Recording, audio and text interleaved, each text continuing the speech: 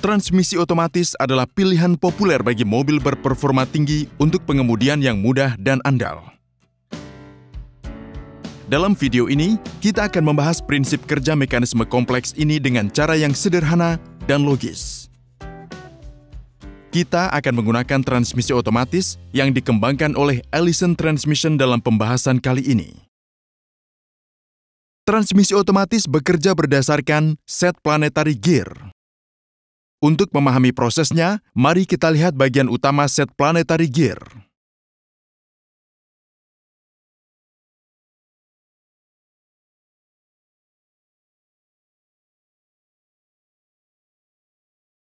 Set planetary gear memiliki dua input dan satu output. Dalam transmisi otomatis, rotasi output diambil dari planet carrier. Kedua input tersebut dihubungkan ke ring gear dan sun gear.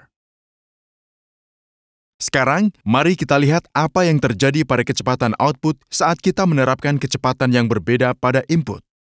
Di sini ring gear tidak bergerak dan rotasi diberikan eksklusif untuk sun gear. Hal ini menyebabkan carrier berputar seperti berikut. Ring gear juga berotasi.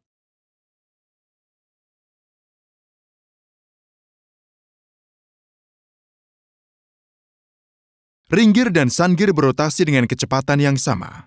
Dalam hal ini, seluruh mekanisme bergerak sebagai satu kesatuan. Kecepatan ring gear kemudian meningkat.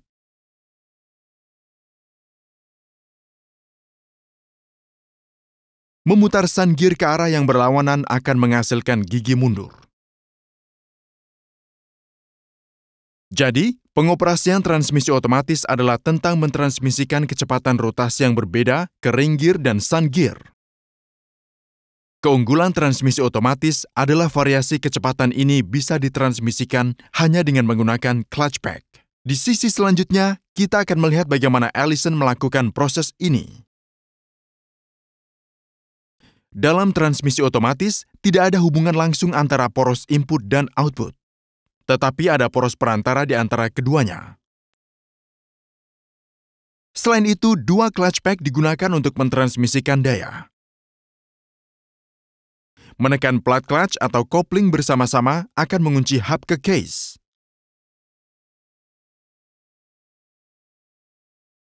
Ini adalah bentuk transmisi otomatis yang paling sederhana. Dengan mengingat hal ini, mari kita lihat cara kerja gear pertama.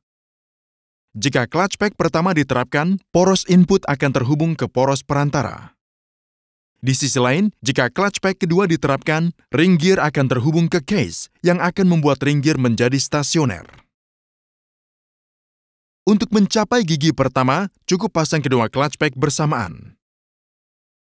Untuk diingat bahwa poros input akan memutar sun gear. Karena ring gear stasioner atau tidak bergerak, poros output akan berotasi seperti ilustrasi, dengan hampir sepertiga dari kecepatan input.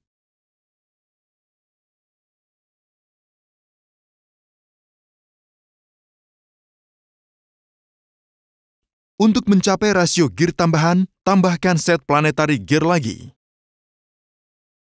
Jelas bahwa penerapan C1 akan selalu memutar kedua sun gear pada kecepatan poros input.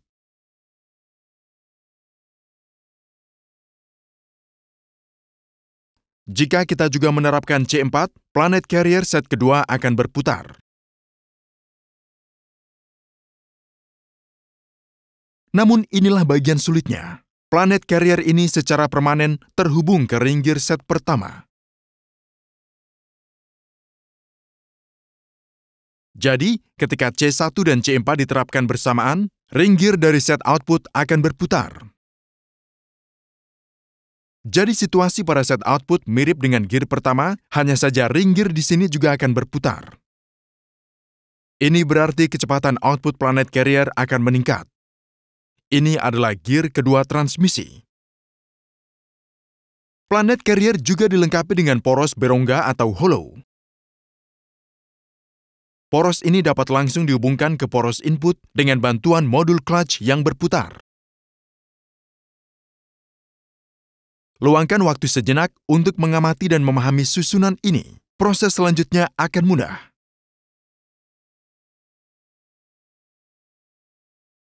Dengan susunan ini, kita bisa mencapai gear keempat, penggerak langsung. Untuk mendapatkan penggerak langsung, ring gear dan sun gear dari rangkaian output harus berputar dengan kecepatan milik poros input. Jika kita menerapkan C1 dan C2, inilah yang terjadi. Sun gear dan ring gear akan langsung terhubung ke poros input.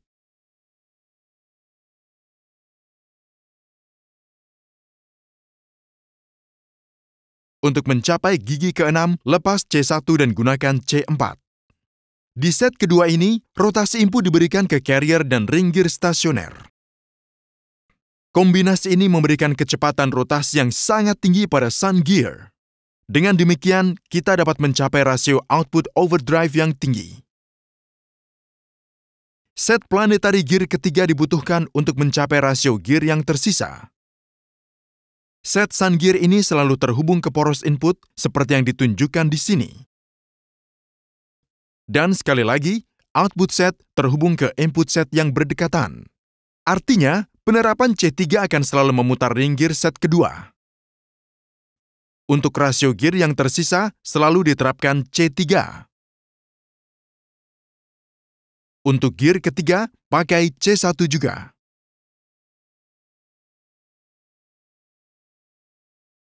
Untuk gear kelima, lepas C1 dan pakai C2.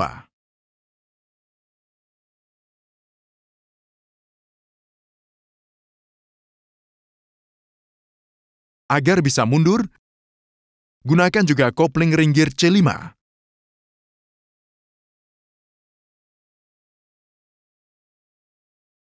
Karena planet gear pada set kedua tidak dapat berevolusi, maka gear tersebut akan berputar seperti yang ditunjukkan di sini.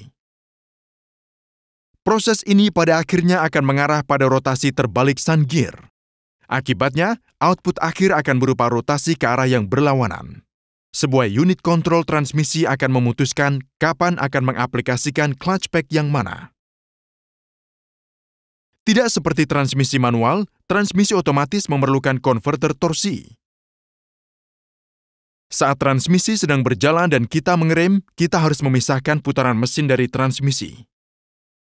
Dengan kopling fluida, konverter torsi akan membantu mencapainya. Untuk mengetahui lebih lanjut tentang konverter torsi, lihat video ini. Terima kasih.